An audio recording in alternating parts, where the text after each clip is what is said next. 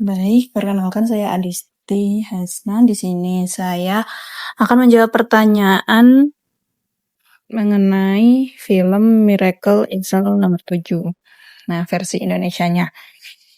Yang pertama, bagaimana pendapat Anda setelah menonton film ini? Tentunya lebih simpati, lebih empatik terhadap isu-isu sosial karena memang siapapun itu bisa mendapat perlakuan tidak adil, bahkan tidak pandang bulu. Seperti itu. Menurut Anda bagaimana hubungan komunikasi antar tokoh dalam film tersebut? Hubungan komunikasinya sederhana tapi dalam gitu. Jadi meskipun seorang anak kecil memiliki ayah yang keterbatasan, dia tuh bisa memahami ayahnya dengan baik gitu. Padahal kan cara komunikasi ayahnya itu berbeda daripada orang-orang biasanya, tapi komunikasinya bisa tersampaikan dan kita bisa paham juga karena memang melalui kesederhanaan yang dibuat dalam film ini, kita bisa lebih mudah mengerti gitu. Apa yang Anda rasakan saat melihat adegan komunikasi antar tokoh? Lebih peka, lebih terharu, jadi sadar bahwa komunikasi sederhana pun, komunikasi dalam kehidupan sehari-hari itu bisa membentuk dan membangun keterkaitan ataupun hubungan kita dengan orang lain, tingkat kedekatan. Jadi memang komunikasi itu sangat mempengaruhi bagaimana hubungan kita dengan orang lain.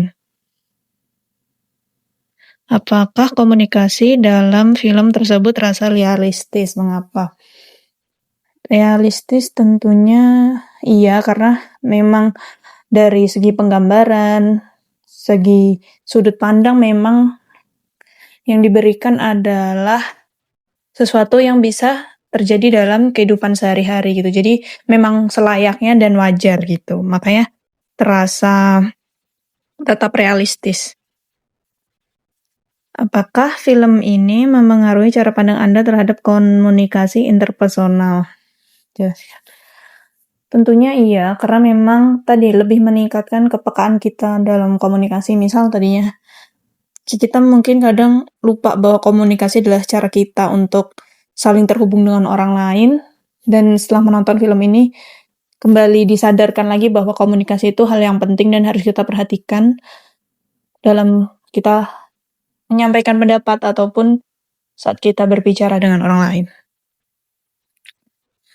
Bagaimana menurut Anda penggunaan dialog atau komunikasi verbal dalam film tersebut?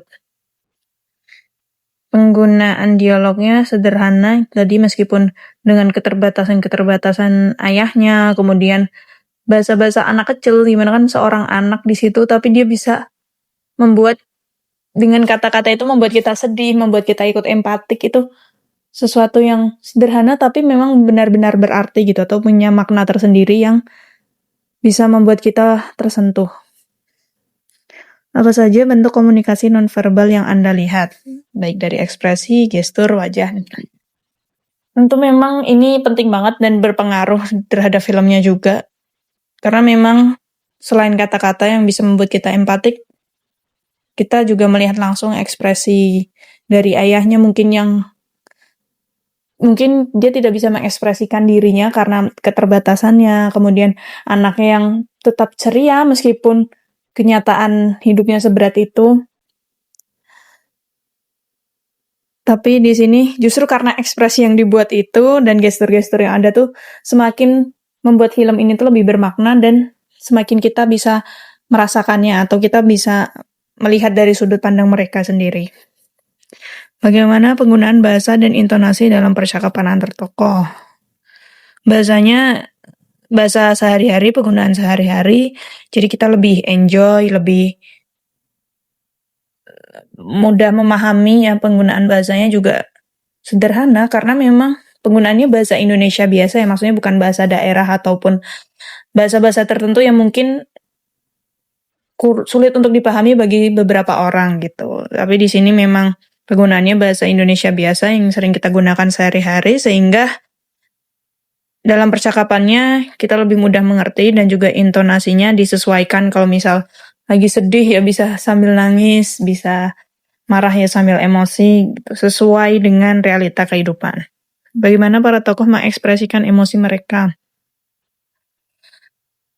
Kita bisa lihat mungkin dari sisi teman-teman ayahnya yang di dalam penjara, bahwa bahkan kita pun nggak bisa nilai itu dari luarnya aja, karena mereka pun yang dulunya penjahat bisa berempatik dengan seseorang yang memiliki keterbatasan namun difitnah, ataupun kan istilahnya tidak bersalah ya, tapi di sini dia tidak mendapatkan keadilan dari hal tersebut, jadi semua orang tuh membantu gitu.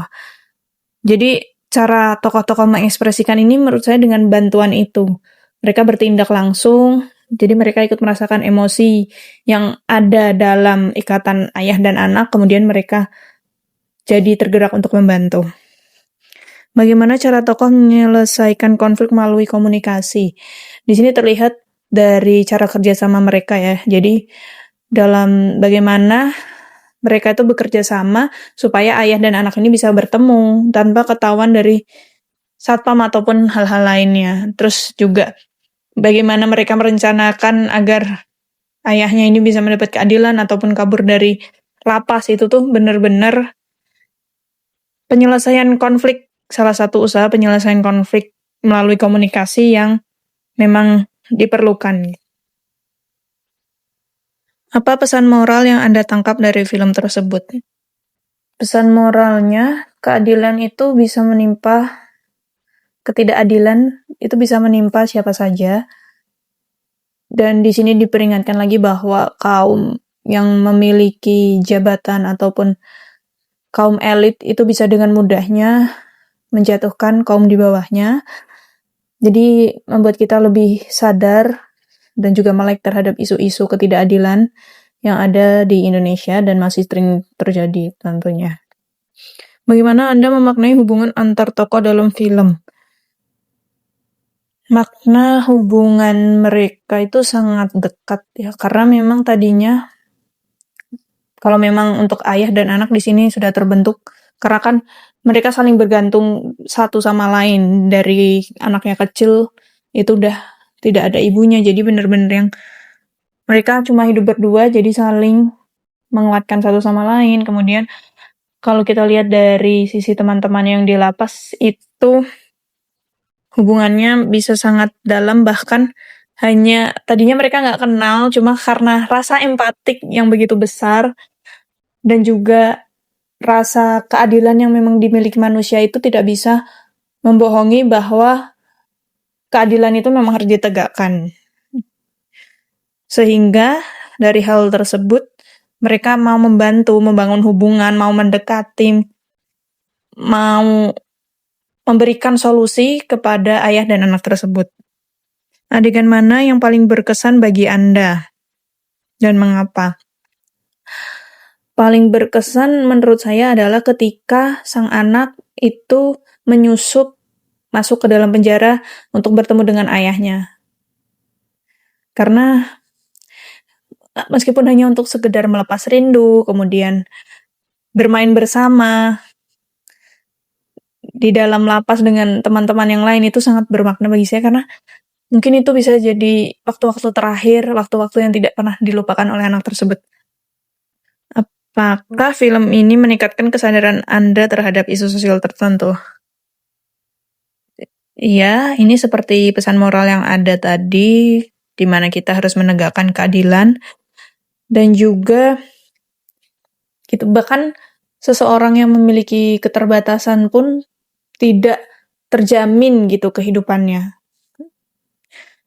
Apakah dia, padahal kan dia sulit untuk menjelaskan sesuatu, dia tidak bisa menceritakan hal-hal yang sebenarnya terjadi seperti orang lain, namun di sini tuh terlihat bahwa kaum ataupun seseorang yang memiliki keterbatasan itu tidak memiliki sarana tersendiri buat menyampaikan hal-hal yang sebenarnya terjadi gitu. Jadi langsung istilahnya apa ya, tidak bisa melawan kan, karena memang sudah diintimidasi, ditakut-takuti, kemudian melawan jabatan elit itu sendiri. Jadi kita lebih sadar terhadap isu ketidakadilan tentunya. Bagaimana Anda menafsirkan pesan sosial yang disampaikan melalui komunikasi antar tokoh? Lebih ke terkadang hal-hal yang kita anggap sepele melalui perkataan orang ataupun obrolan-obrolan sederhana itu sesuatu yang penting gitu ternyata, baik untuk kedepannya maupun untuk membangun hubungan. Jadi pesan-pesan yang kita sampaikan dan yang orang lain sampaikan itu bisa menjadi salah satu cara untuk membangun kepercayaan juga. Jadi dalam percakapan memang beberapa hal itu harus dianggap penting. Kurang lebih seperti itu. Terima kasih.